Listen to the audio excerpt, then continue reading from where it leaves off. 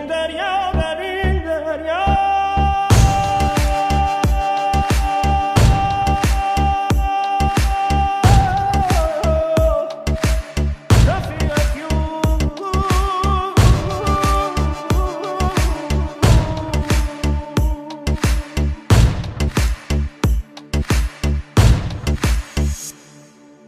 که خوردم از دهان بندی در این دریا در این دریا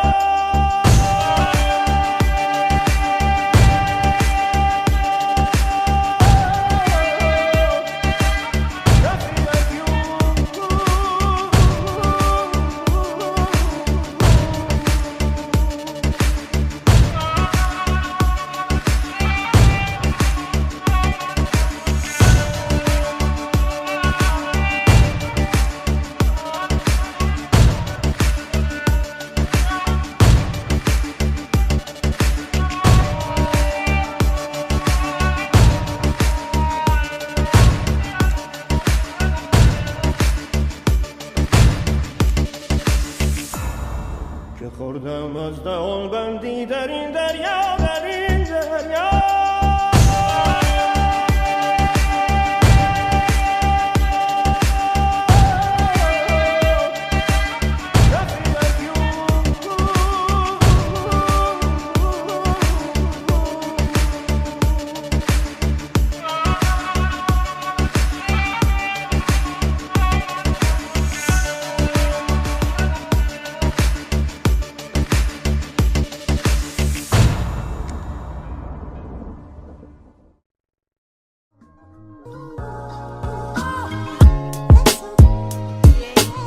السلام عليكم شباب، شلونكم؟ ان شاء الله الكل بخير، وياكم محمد من قناه جمره، وحياكم الله بمقطع جديد. رجعت لكم مونتاج جديد وفكره حلوه ان شاء الله ينال اعجابكم، واعتذر منكم عن الانقطاع اللي صارت. المفروض انزل كل يومين، بس شوي انشغلت بسلسله جديده بالقناه راح ابدا بيها من المقطع الجاي ان شاء الله. بس قبل لا انهي الفيديو، هاي قناه الياس، قناه مرتبه ومحتواها حلو ولعبه احترافيه بشكل ما تتوقعونه. رابط قناته بالوصف، ادخلوا انتم وشوفوا بنفسكم. اتمنى منكم تدعمونا وما تقصرون وياه.